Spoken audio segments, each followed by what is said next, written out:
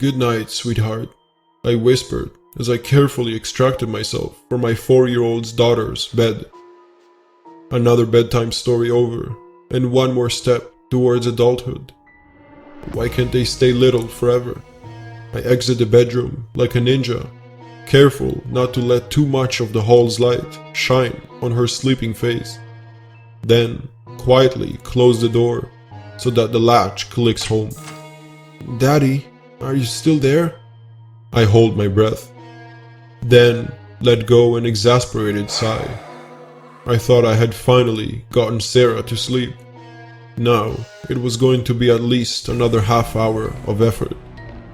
It had already been a long day. Before I can answer, I hear another voice, a stranger's voice. "Yes, darling. Daddy loves you and will never leave you." Who the hell is in Sarah's room? I turn the knob, but the door won't budge. In fact, the knob starts to slide through my grasp, in the opposite direction. "Sarah!" I shout at the shut door, then slam it with the palm of my hand. "Can I have another hug, Daddy?" "Sure thing, sweetie," comes the reply, in a near replica of my own voice. So close, but with something else in it that I can't pinpoint. "Sarah, that's not Daddy," I scream. She doesn't hear me. The door still won't budge, even when I throw my whole weight into it. "Your beard tickles, Daddy." Sarah giggles. "Get away from my daughter," I shout, as I try to beat a hole through the wood. I try the knob again, but the metal has become molten hot and instantly sears my palm. "Why is your mouth getting so big, Daddy?" I sense only the slightest bit of unease. "It's so stretchy." "Sarah, why can't she hear me? Where's the rest of my family? Don't you touch her. Get away from her." "Daddy, you're scaring me," I hear her say with tears in her voice. "Stop it." I now know what was in the stranger's voice. Pure evil. I suddenly remembered there's a hatchet in the garage. My feet don't move as fast as they should, but somehow I make it there. The hatchet is hanging on a peg. I snatch it and return as fast as humanly possible to Sarah's bedroom door. It's no use. Even after a rage-fueled frenzy, the door remains unscathed and solid. No sound comes from the room now. As tears run down my cheeks, the door slips slightly open. It takes a second for it to register. My chest heaves. I pant. Then throw open the door, ready to chop down whatever is touching my Sarah on the other side. However, all that greets me is a blood-soaked pile of sheets and blankets beside an open window, curtains blowing in the cool night breeze. Somewhere far, a dog howls, crickets chirp, and my daughter is gone.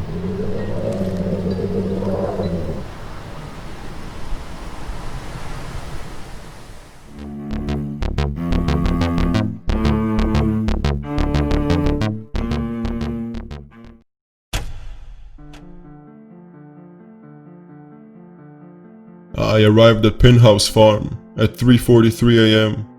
after receiving an anonymous phone call detailing the whereabouts of the missing boy, David. David Linfield? That's right, yeah.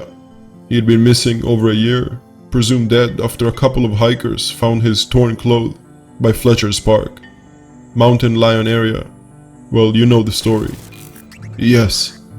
The caller claimed he had seen David up by the farm, so they sent me up here to look around. Just you? Well, yes, we didn't really think we'd find him, you know. So you arrived at the farm? Yes, the farm, as you know, has been abandoned for decades after the accident. The family. Nasty business, before my time. Anyway, I decided to do a thorough search of the house first. And? Nothing. Dust and bird shit. So you cleared it? Yes, It took me about half an hour or so. Gigantic waste of time. I was ready to roll back home, when I heard the noises coming from the barn. How would you describe them? I don't know. Almost like squealing, high-pitched, creepy as hell. I figured maybe a deer or something had got itself stuck or wounded, so I grabbed my rifle before heading in. And what did you find? You already know exactly what I found. For the record, Henry. Right. I found the boy. Didn't I? David, whatever his name is, Linfield. Where? In the barn, Jonah. Details, Henry. He was in a box. First thing I saw when I entered the barn. A tiny box, maybe 2 by 2 feet. The sound, the squealing was intense, horrifying, but I saw a glimpse of his eyes between the cracks, and I knew somehow that it was him. So you opened it? Yes, I opened it. You're alright there, Henry? Yes, I'm sorry, yes. What did you see? Well, it's hard to explain.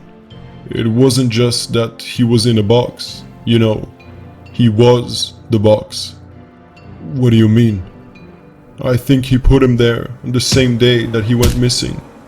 Broke his legs and arms and all, and stuffed him in that tiny box. So when he healed... Yes? Well, he became the shape of the box. A box body.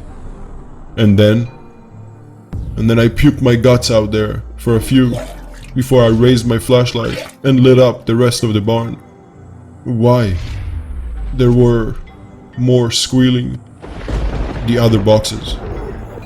Yes, dozen of them. Dozen of box people. You told the first responders you tried to remove David from the box. Yes, I'm sorry about that. What happened? I lifted him out of it, and then he looked at me with a distorted face and those big eyes, and he what? He smiled. He smiled, and then he said something I'll never forget. What did he say? Please put me back, he said. Please put me back home.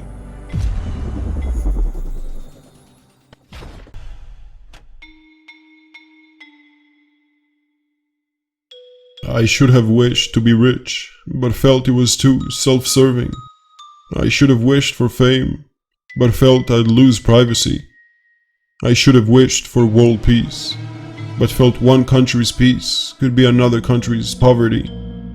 I cursed the day I met the Wishmaster, and even more so for the perfect wish I thought I'd come up with.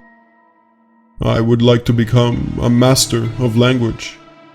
The Wishmaster hesitated and asked, "Of every language?" I nodded. The wish was educational in nature, so it couldn't have been purely vanity pushing me to become an expert linguist. The wish could have not possibly affect anyone adversely, for it truly only affected me. The sole purpose of the wish was to further communication, and perhaps close the global gap just a bit by having someone act as a language liaison. How long does it take for somebody to become a master at something?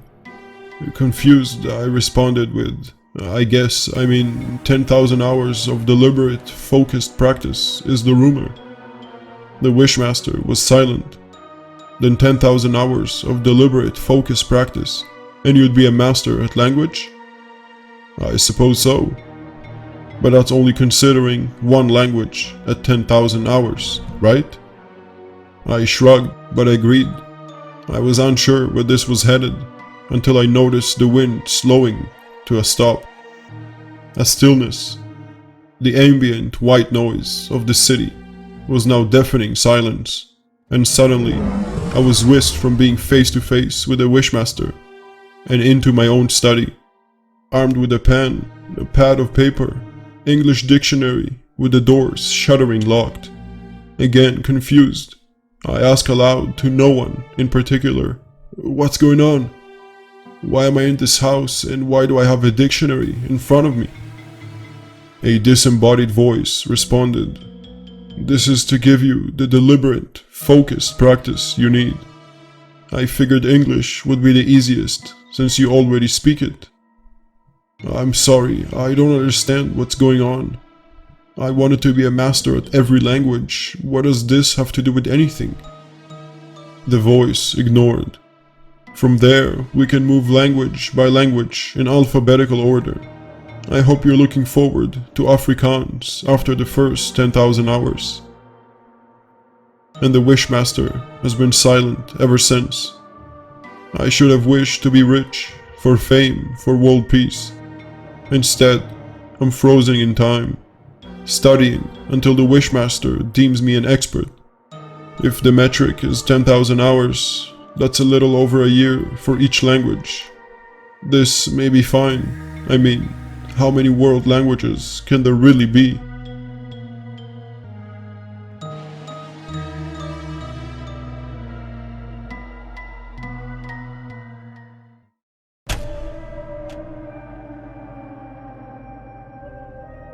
"Will it hurt?" I remember asking. That's the only thing I wanted to know. "Excruciating pain," he said, his hoarse voice barely audible. "So much pain." He handed me the vial. It looked so innocent. A silvery liquid. That's not how I imagined poison would look like. It should be dark, putrid, and repugnant. "A drop is enough," he whispered. "But for torment extraordinaire, I suggest using it all." I listened to him, absent-mindedly, as he explained the intricate nuance of the potion, my mind wandering relentlessly. Hate and despair, the dominant emotions, the only emotions. When we finished his lightly explanation, I nodded weakly, and handed him the envelope. Transaction complete. I hurried out of the alley, the foul stench of the horrid cloaked figure following inexplicably into my car. This was it, my ticket to freedom. "Late as always, you ugly hag," Rob said as I entered, a horrid smirk on his wrinkled face. "Sorry," I mumbled, stomping to the kitchen. "I'm hungry," he snarled. "Get a move on." I made something simple, something with a lot of flavor to mask the taste of the poison. A casserole seemed to be the obvious choice. "Just a drop. Careful, careful. Oh no, there went the whole vial. Dinner time." "About time," Rob said, a spoonful in his mouth, before I even set his plate down. A minute later, and it was empty.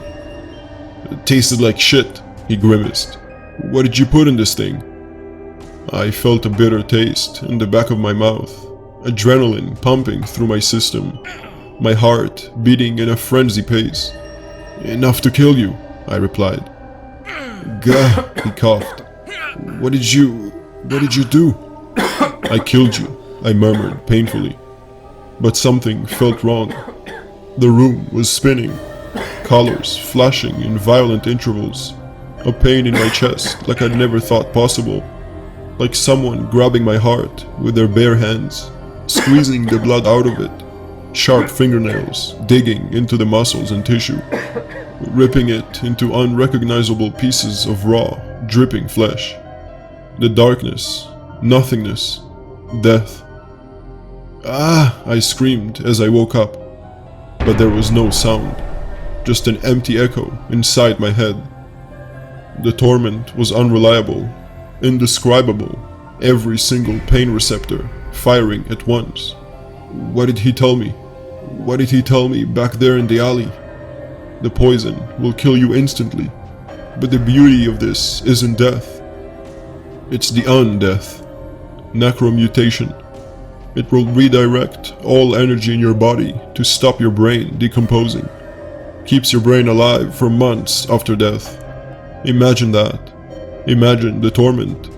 Lying paralyzed in your coffin, feeling your body decomposing around you. Months of constant, unrelenting consciousness. True torture. True beauty. No, you did this, Rob's voice echoed in my mind. And now you're trapped here with me. No. Months together in this tiny coffin. No. I'll make you feel every second of it.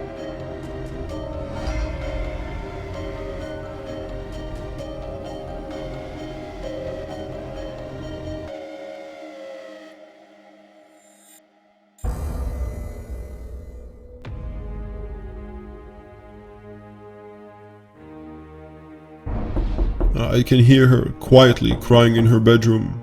She'd been there for hours. I call out to her through the door, ask her to let me in, to talk to me, to let me explain everything. She just won't listen. I hear her voice quiver, her mumbling through pained sobs. Her footsteps dart around the room twice before the door slams open. She passes by me, ignoring all my attempts to stop her, my pleas to slow down. Her rushed steps lead her outside, into the thick of night. She jumps into her car, slamming the door behind her with a clenched yelp. I rush to the passenger seat, begging her to listen to me, but she wouldn't. Her face is streaked with tears, her eyes puffed and bloodshot. She steps on the gas, driving recklessly down the familiar streets of our own small town. I lower my voice. I try to calmly talk her out of this dangerous behavior, but it falls onto deaf ears. I feel my eyes, looking at the love of my life in this horrible state. I did this to her. I may have blamed so many others once, but nobody else is to blame, only me. An overwhelming sense of guilt washes me as she picks up more speed. Scanned cars driving this late in the night honk at her, barely dodging her menace swerves. A man yells from a vehicle, calling her different types of slurs. She doesn't seem to care. She keeps driving. She presses the brakes on the middle of the bridge. The car screeches, abruptly stopping. She leaps out of the car, leaving the door open. I open my mouth to ask her what she's doing. I almost utter my concern for her safety if she keeps stepping on the brakes so violently. But that is when I took a look out the passenger window and realized how familiar this place was. My stomach turns. I see her making demonstrative steps towards the edge of the bridge.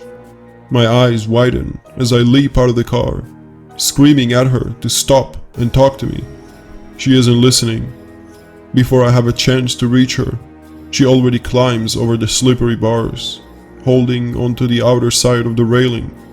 I hold my menaced dash, feeling my knees give. She sobs twice, turning her head towards a wreath of fake flowers tied onto the railing next to her. Her lower lip quivers. She looks downward towards the turbulent river and screams into the night. She cusses at me, insults me, calls me horrible names. Tears streak down my face without stop. I see her hands loosen their grip and her wailing body plummet. I weakly stumble forward, empty and defeated, placing my quivering hands onto the railing. I look down at the river in which my love jumped, the river in which I jumped.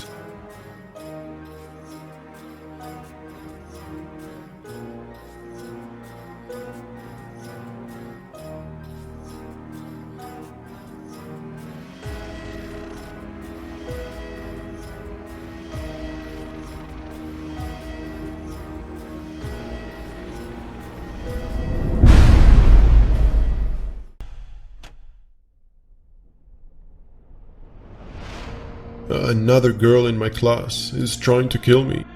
Her name is Susan.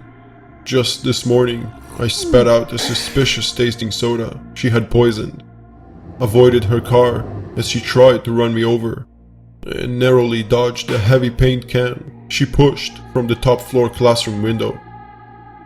I can't tell anyone what she's doing though. You see, I am trying to kill her too.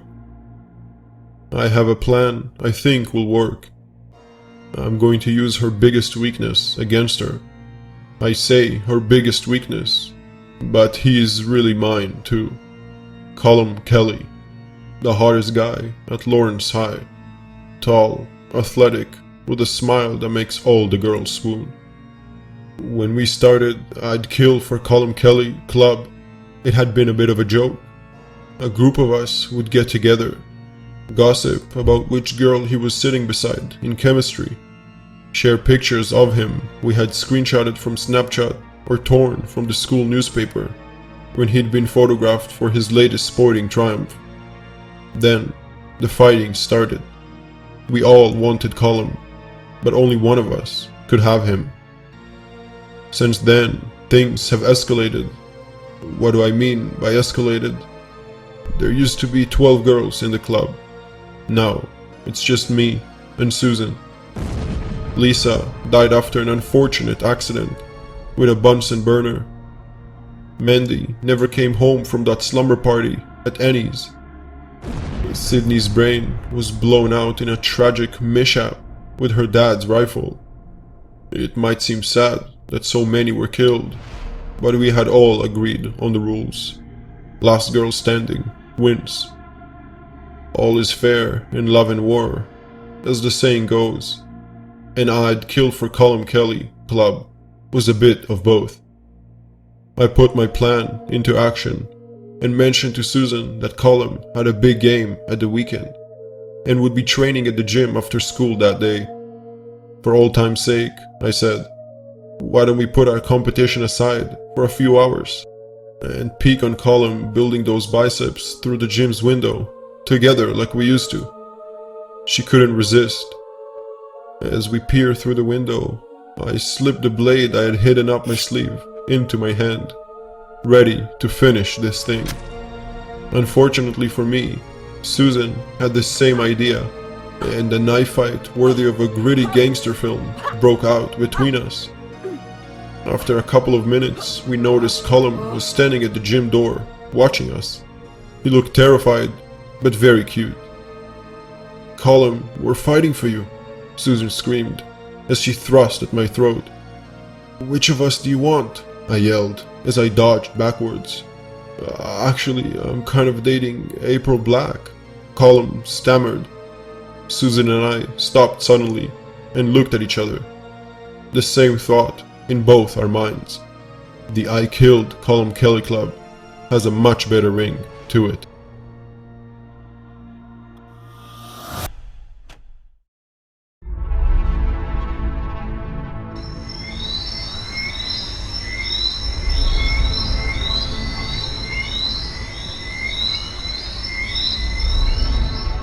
"No swimming, please," the faded sign informed politely. I should have complied, but I'd been out hiking for days, and as such, I was dirty, sweaty, and positively reeking. A quick afternoon bath in a rather picturesque lake was exactly what I needed. Fletcher spit, depth unknown, possibly unreal. Curious as I was, I jumped in without thinking too much about it. In and out, like a bank robbery. That was the plan anyways. Strange how plans never seem to work out, isn't it? I must have fainted almost immediately. My body stopped responding, and I found myself sinking like an anchor into the unknown, possibly unreal, depth. I could feel the water filling my lungs, and when the panic set in, it was already too late. Darkness overcame me. I woke up hours later next to a flickering campfire, body covered by a rather mangy blanket, staring into the piercing gaze of an old woman sitting across from me. I mumbled. "What happened?" "You almost drowned," the old woman said. "The pit nearly dragged you under." I don't feel so good," I murmured. I felt nauseous and lightheaded. The starry night sky swirling hypnotically above. "Don't worry," the woman grinned, exposing rotting teeth. "You just need some time to rest, is all." She leaned over the crackling fire, grabbing a stick, the pointy edge of which had a black sausage-like object stuck to it. "Have a bite," she said. She gave me the stick, but I struggled to move my arms. Fatigue, but I managed to grip it, my famished, ravenous persona finishing the treat in mere seconds. "Ah, exquisite," I complimented. "What is it?" "Local delicacy," she answered. "I call them protein bags. Very nutritional." "Ah, interesting," I noted, scratching at my legs. Who are you?" "Around here they call me the bog hag," she chuckled. "I see," I said, still scratching at my leg. They were itching terribly, and I couldn't quite figure out why. "I like them raw, you know," she said darkly. "What?" I asked, reaching down under the blanket to target the obnoxious itch. My hand came shooting back, the strange texture of what I'd touched sending shivers down my spine. "The protein bags," she said, leaning over and pulling the blanket from my legs. I supposed I must have screamed, but I can't recall much. I just remembered hundreds of squirming leeches sucking away, repulsive, sliming bodies pulsating sickeningly. "Watch," the woman said, as she ripped one of the leeches off me. She held it up over her gaping mouth, bringing it down ever so slowly. Then she bit the leech in half. Blood, my blood, pouring out, dripping down her chin and into her mouth. She slurped hideously, rolling her eyes. I was cast back into the darkness again. The blood loss, the woman, the leeches, all of it. Too much. Before I lost consciousness, I heard her raspy voice one last time. "You are ripe for the harvest."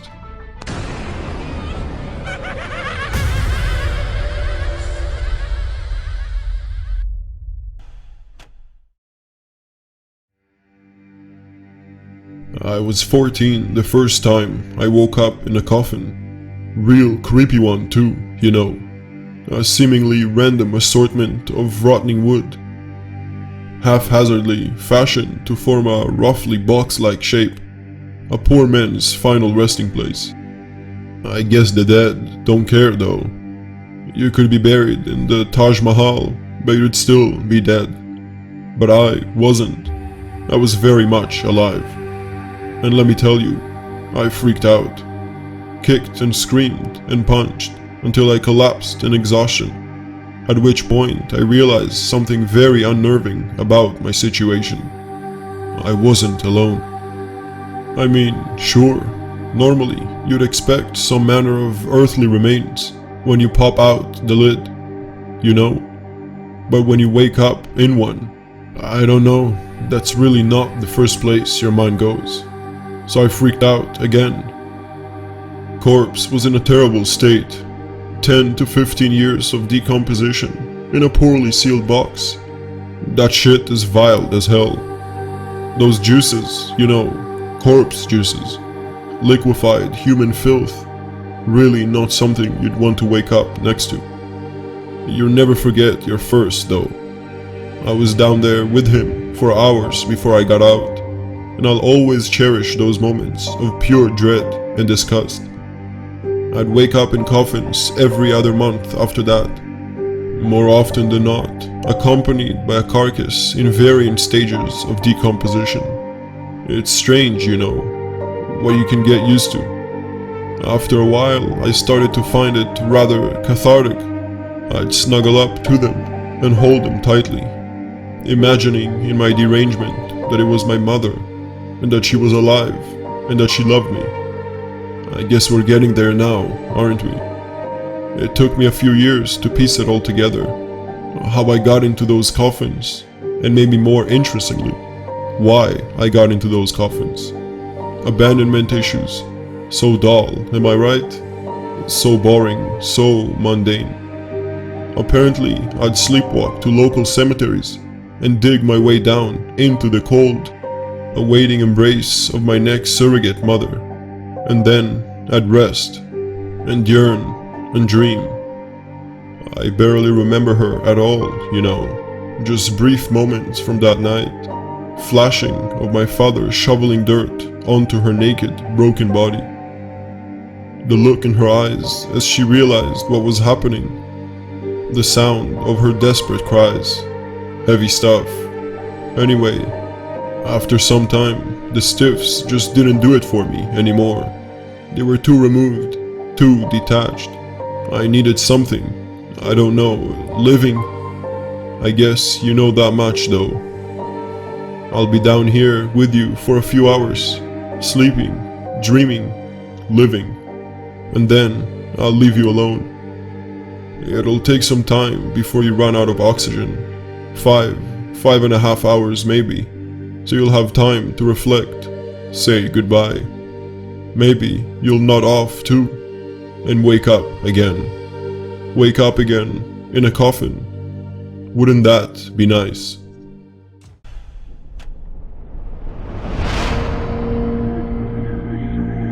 My name is Corey. Not Corey with a Y or Corey with an EY. Corey with an I. A usually feminine spelling of a name for a guy. Not that I mind much the spelling of the name that my parents gave me. A few years ago, I had just been let go from my first job out of college. It had been pretty good money, but the company went under, so I started applying to every job that I could find, as you do. Indeed, Monster, even Craigslist. One Craigslist job in particular was based on the outskirts of the city I lived in, but I was ready to take anything. The job in question was some basic data entry and assistant work. Or at least that's what the job listing said. I thought it was an up and up, however, because this was one of the few Craigslist postings that had a website attached to it. It was a pretty basic website in retrospect, but the company's message seemed to make it sound like they were heavily about serving the city and facilitating volunteer work. Within minutes of applying, I got a response inviting me for an interview that same day, though it titled me as Miss Corey. I was going to respond to correct them, but it read that it was an automated response, so there would be no one to read it. I figured I'd just have to correct them once I got there, and again, didn't seem like a big deal. I'd gotten this once or twice before. I drove to the location the company website was listed, and it didn't seem too out of the ordinary. It was the second floor of a small building that was sandwiched between a pawn shop and a phone store. I didn't think too much of it, because it was a big city, and even if it's on the outskirts of the city, a job was a job. I looked up to the second floor of the outside and saw someone looking down at me. I couldn't make out the face, but it was a person. That much I'm sure of. I went inside of the building and took the elevator up to the second floor and didn't find a single soul.